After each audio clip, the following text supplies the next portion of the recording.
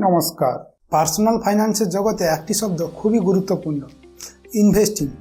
তবে ইনভেস্টিং মানে কি শেয়ার বাজারে ঝাঁপ দেওয়া? না, ব্যাপারটা ওরকম নয়। ইনভেস্টিংয়েতে মূলত চারটি প্রধান ধরন আছে: real estate, commodity, equity and fixed income. এই ভিডিও সিরিজেতে আমরা মিউচুয়াল ফান্ড ইনভেস্টিং নিয়ে কথা বলবো।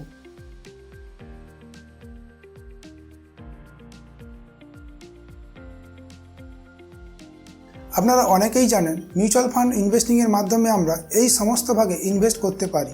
কিন্তু প্রশ্ন হলো, কোন ফান্ডটি আপনার জন্য উপযুক্ত এবং তা আপনি কিভাবে নির্বাচন করবেন?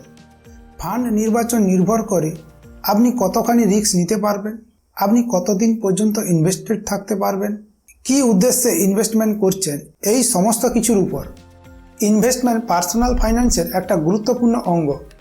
আর যেহেতু পার্সোনাল কথাটি আছে, তাই আমার মতে সিদ্ধান্তটাও পার্সোনাল হওয়া উচিত। মানে এই যে আপনি কোথায় ইনভেস্টমেন্ট করবেন সেটা আপনার নিজের সিদ্ধান্ত হওয়া উচিত। আপনার পরিবার বা ভবিষ্যতের জন্য আপনার চেয়ে ভালো অন্য কেউ সিদ্ধান্ত নিতে পারবে না। এবং বিশ্বাস করুন, এটা খুব কঠিন কিছু না।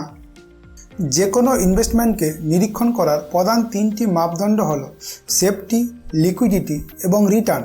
সেফটি অর্থাৎ আপনি যে টাকাটি ইনভেস্টমেন্ট করবেন সেটা পুনরায় ফেরত পাওয়া যাবে তো, বা ইনভেস্টমেন্ট সুরক্ষিত তো। এর জন্য আপনাকে ওই ইনভেস্টমেন্টের সঙ্গে জড়িত রিস্ককে বুঝতে হবে। লিকুইডিটি অর্থাৎ প্রয়োজনের সময় কতটা সহজে আপনি আপনার ইনভেস্টমেন্ট থেকে টাকা ফেরত পাবেন। বিভিন্ন ইনভেস্টমেন্টের লিকুইডিটি এর মাত্রা বিভিন্ন। অনেক ক্ষেত্রে আবার একটা নির্দিষ্ট সময় পর টাকা ফেরত পাওয়া যায়, তার আগে না। আগে তুললে পেনাল্টি দিতে হয়, ফলে রিটার্ন কমে যায়। রিটার্ন অর্থাৎ মূল টাকার উপর আপনি কত পরিমাণ অতিরিক্ত টাকা পাচ্ছেন। এই রিটার্ন দুইভাবে আসতে পারে, নিয়মিতভাবে বা কিছু সময়ের অন্তরালে আসা রিটার্নকে কারেন্ট রিটার্ন বলা হয়। এই ইনকাম সাধারণত ইনভেস্টমেন্ট বিক্রি না করে আসে, আর অপরদিকে ইনভেস্টমেন্ট বিক্রি করে যে রিটার্ন পাওয়া যায় তাকে বলা হয় ক্যাপিটাল গেইন।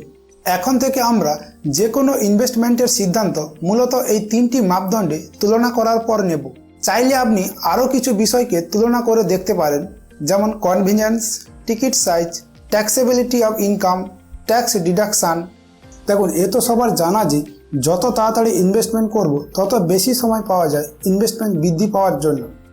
আর বেশি সময় ধরে ইনভেস্টেড থাকলে কম্পাউন্ডিং ইফেক্ট ভালো কাজ করে। তা সত্ত্বেও অনেকে শুরু করবে ভেবেও শুরু করতে পারে না।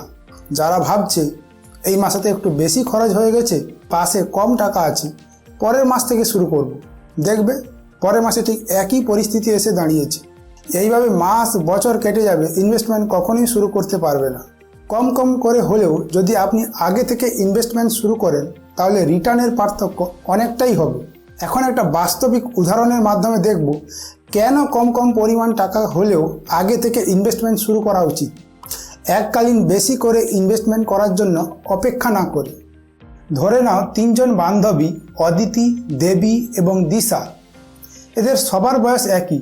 এখন তিনজনের পিতা একসঙ্গে ঠিক করেছে যে মেয়েদের 20তম জন্মদিন থেকে 65 বছর বয়স পর্যন্ত প্রতি জন্মদিনে 50,000 টাকা করে দেবে, এবং তারা ওই টাকা যেমন খুশি ব্যবহার করতে পারে তাদের ইচ্ছায়। কিন্তু একজন ভালো পিতা হিসাবে তাদের তিনজনের পিতা মেয়েদেরকে ইনভেস্টমেন্ট করার জন্য উপদেশ দেয়। যদি ইনভেস্টমেন্ট করে তাহলে শর্ত হলো 65 বছর বয়সের আগে ইনভেস্টমেন্ট করা টাকা তুলতে পারবে না। আর ওই ইনভেস্টমেন্ট থেকে তারা বছরে কম্পাউন্ডেড 12% করে ইন্টারেস্ট পাবে। স্বাভাবিকভাবে টাকা পয়সা নিয়ে তিনজনের চিন্তাধারা ভিন্ন, তাই সবাই বিভিন্নভাবে টাকা ব্যবহার করবে। অদিতি স্থির করলো যে সে 20 বছর বয়স থেকে ইনভেস্টমেন্ট করবে, কেবল 9 বছরের জন্য 50,000 করে। বাকি সমস্ত টাকা খরচ করে দেবে 29 থেকে 65 বছর বয়স পর্যন্ত। দেবী প্রথম দিকেতে খরচ করে দেয়, কিন্তু কিছু বছর পর সে একটু সচেতন হয় এবং 28 বছর থেকে পর 9 বছর সে ইনভেস্টমেন্ট করে। তারপর আবার 37 থেকে 65 বছর বয়স পর্যন্ত খরচ করে দেয়। আর দিশাও দেবীর মতো 28 বছর বয়স থেকে ইনভেস্টমেন্ট করা শুরু করে, কিন্তু সে পুরো 65 বছর বয়স পর্যন্ত ইনভেস্টমেন্ট করতে থাকে, মাঝে বন্ধ করে না। এখন প্রশ্ন হলো, 65 বছর বয়সে কে সবথেকে বেশি টাকা জমাতে পেরেছে? ভিডিওটি থামিয়ে একবার ভাবুন, কার বেশি হতে পারে। স্পষ্টতই অদিতি 20 বছর বয়সে ইনভেস্টমেন্ট করলেও সে খুব কম পরিমাণ ইনভেস্টমেন্ট করেছে, তাই অদিতি কখনো বেশি টাকা জমাতে পারবে না। আর দেবী তো দেরি করে শুরু করেছে, আবার সে তেমন বেশি করেও ইনভেস্টমেন্ট করেনি, তার পক্ষে তো সম্ভবই নয়।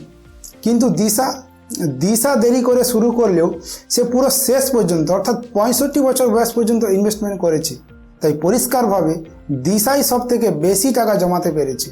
আপনি যদি ঠিক একই রকমভাবে ভেবে থাকেন তাহলে ওটাই স্বাভাবিক। আসলে বাস্তবিক অঙ্কটা সম্পূর্ণ বিপরীত। প্রথমে ইনভেস্টমেন্টে যে দুটো শর্ত বলেছিলাম সেটা মনে করুন।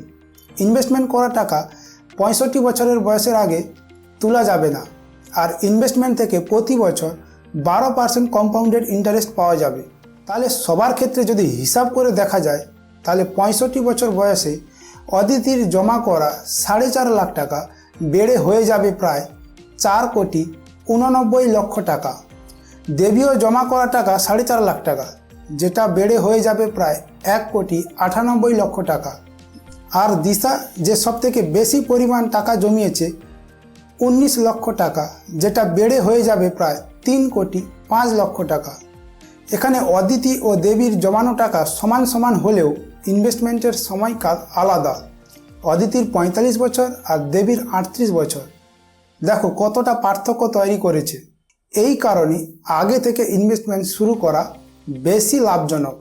আর অপরদিকে দিশাও দেরি করে শুরু করেছে, কিন্তু তাকে অনেক বছর ধরে ইনভেস্টমেন্ট করতে হয়েছে, তাও কিন্তু সে অদিতির সমান সমান হতে পারেনি। আশা করি আমি আপনাকে বোঝাতে পেরেছি কেন আগে থেকে ইনভেস্টমেন্ট শুরু করার কথা বলছি। তাই আগে থেকে ইনভেস্টমেন্ট শুরু করতে পারলে সময় আপনার হয়ে কাজ করবে, যেটা একটি গুরুত্বপূর্ণ ভূমিকা পালন করবে আপনার ইনভেস্টমেন্ট জার্নিতে। কিন্তু প্রশ্ন হলো, আমি এই হিসাবটা করলাম কিভাবে, বা আপনি কিভাবে এই হিসাবটা করতে পারবেন আপনার প্রয়োজন অনুসারে। এর জন্য আপনাকে জানতে হবে টাইম ভ্যালু মানি এর কনসেপ্ট। এটি একটি পার্সোনাল ফাইন্যান্সের একটি প্রধান বিষয়। এই কারণে এই বিষয়টি সম্পূর্ণ বেসিক থেকে জানতে হবে, যেটা আমরা পরের ভিডিওতে আলোচনা করব এবং সঙ্গে প্রয়োগ করাও জানব বিস্তারের সঙ্গে। নমস্কার।